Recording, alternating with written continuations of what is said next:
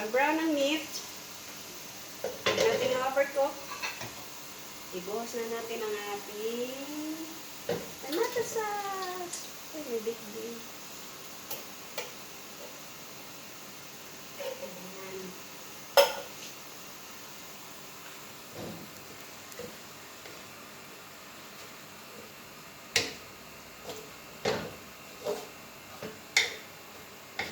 Lagyan na rin natin ang ating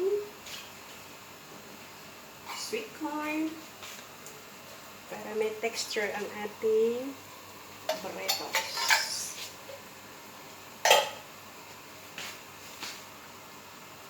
Talagyan natin ng Knorr cubes. Some cubes. Knorr cubes.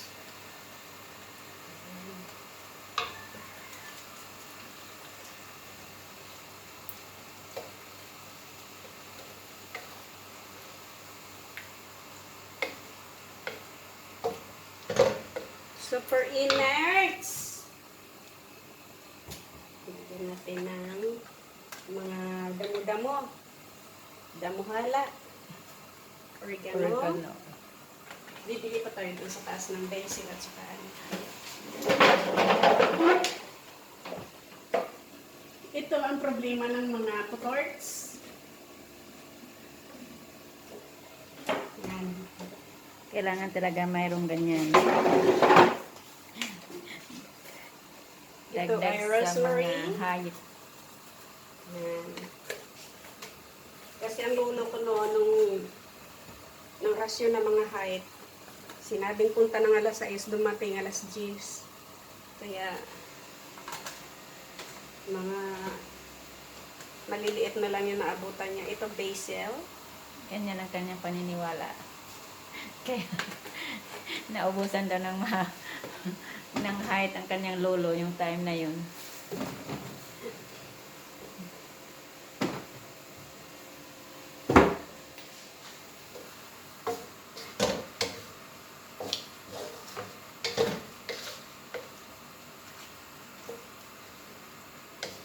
Ito hindi naman Mexican, kundi mestizo Italiano burritos. Ito kasi wala kaming ano ba, burrito seasoning. Innards. Super innards.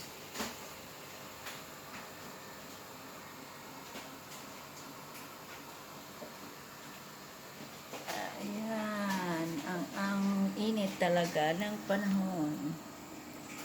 Yan, ang aming magandang view dito. Oh. Kitang-kitang magagandang tanawin sa taas. Oh, green. Maraming mga green sa paligid at tubig na matatanaw mula rito.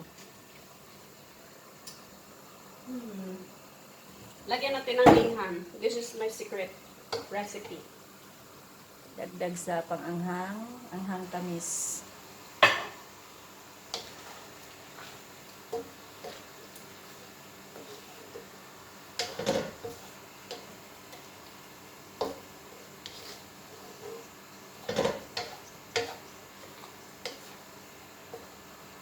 Iluto lang natin ng konti. Tikin-tikin muna. Meron ka bang burritos na dito? Yummy.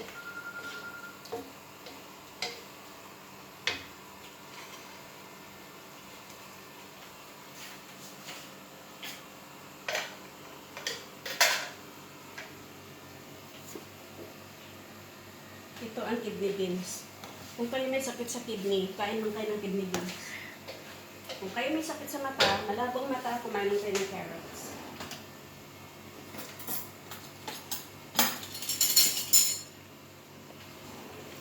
Ayan ko yung sekreto.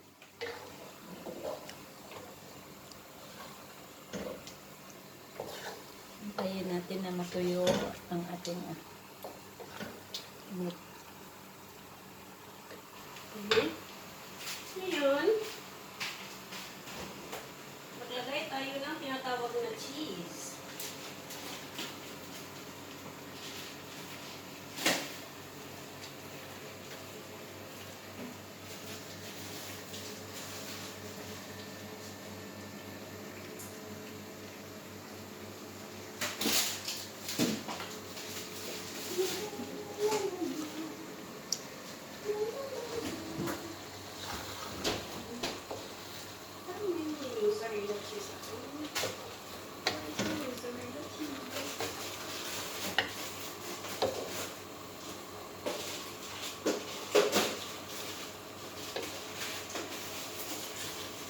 Ako muna mag-i-stir habang siya naghahanap ng kanyang cheese.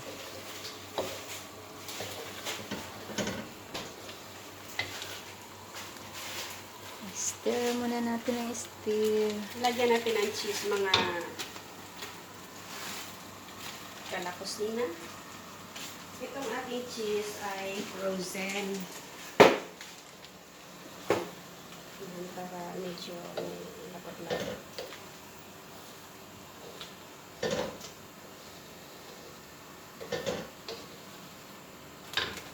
Lagyan natin ang Parmigiano.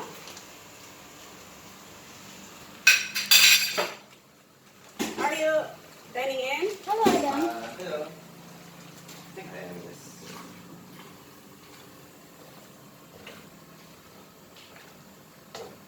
English na muna po.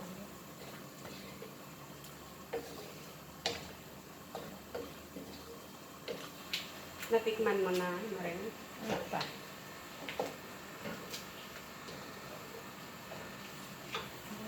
Okay. Where is my kidney beans? So it's time to put kidney beans. Ha? Hindi, kausap yung tatay niya.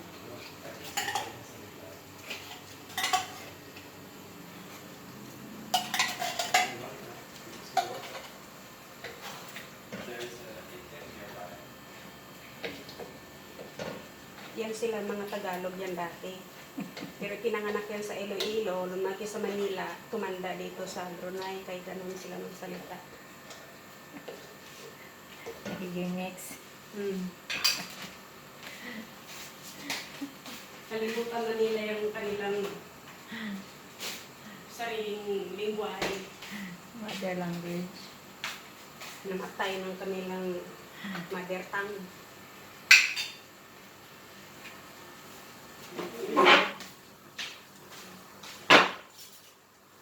Ako naman, lumaki ako sa Amerika. Ay, pinanganak ako sa Amerika. Lumaki ako sa Pilipinas. Mindanao. Kaya ito ngayon, hindi na ako marunong English. Sanay na akong mag-Binisaya. Ngayon, dito na ako tumanda sa Brunei. Iyata. Yala. Yaman to. Lagyan natin ng konting. Cake. Sipa. Ito ay tamis anghang ito. Ayan. Pwede rin na sugar ang inyong ilagay para mabalance ang sourness.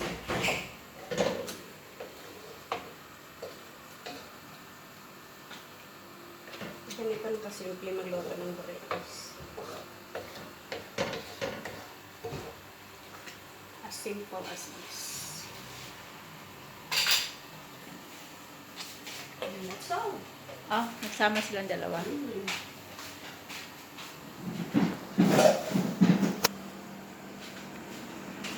Going for walking? Maybe they're going to pick up the Kia car. Ah, okay. Yung binanggo ni Adam. So ito guys, nasisarya na ito kasi binuksan ko na ito nung nakarang gabi. Pagkatapos, sinyer ko ulit. Kaya, ang nangyayari, ba't nasisarya na ito plastic ng aking cheese? May ano na, may tahi. Pero hindi ko na ito i-send ulit kasi gagamitin ko ito bukas. Hayaan ko na lang dito na lang sa cheese.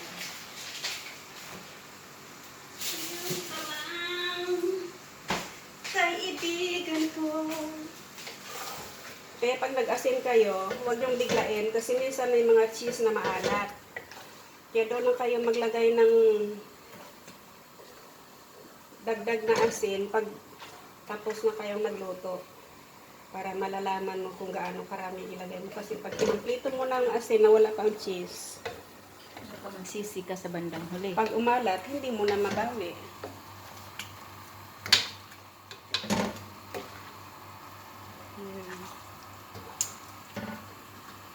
Yan, maasin pa na rin.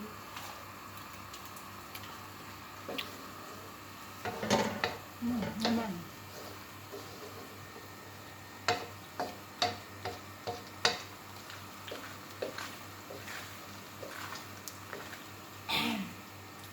asin, manghang. May, ang hanga, pero, Padas ka. ada pada sudah. But, Tidak berapa. sikit-sikit. Padas sikit. Okay. So, gagawin natin dito. But, tapi, balang cukup to your ibu.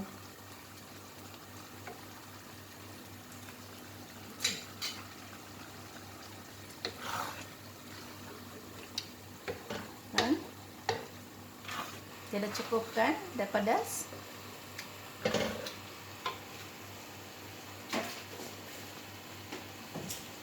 Lagyan natin konting sugar. Kasi very sharp ang kanyang asin. Kunti lang, mga half teaspoon.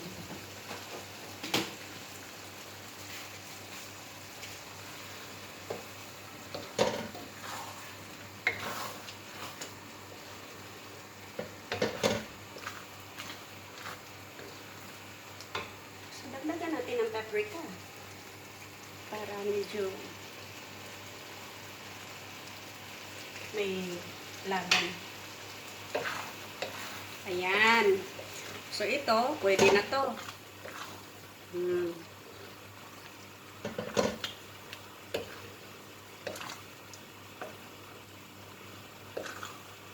Ano ba ang basa pa? Kainit sa kalibutan. Hindi ko alam. Bakit ang init ng kalibutan? Why? Why, why, why, why? Why, why, why, why, why? Sus, kadami sa ako niya cheese. Mas masarap ito pag very generous ang cheese. Pero ang cheese ko, dahil frozen, this is my problem.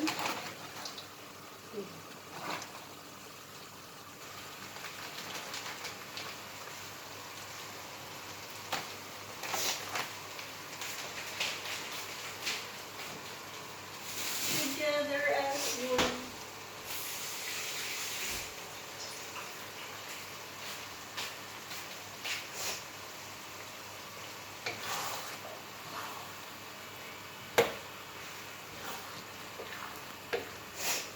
Itong pagkain ng Meksikano.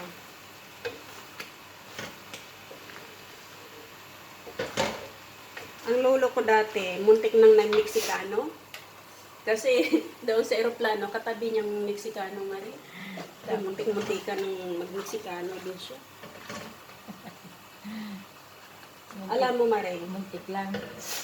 nung elementary ako, muntik lang talaga akong first honor. Oh, Muntik-muntikan din.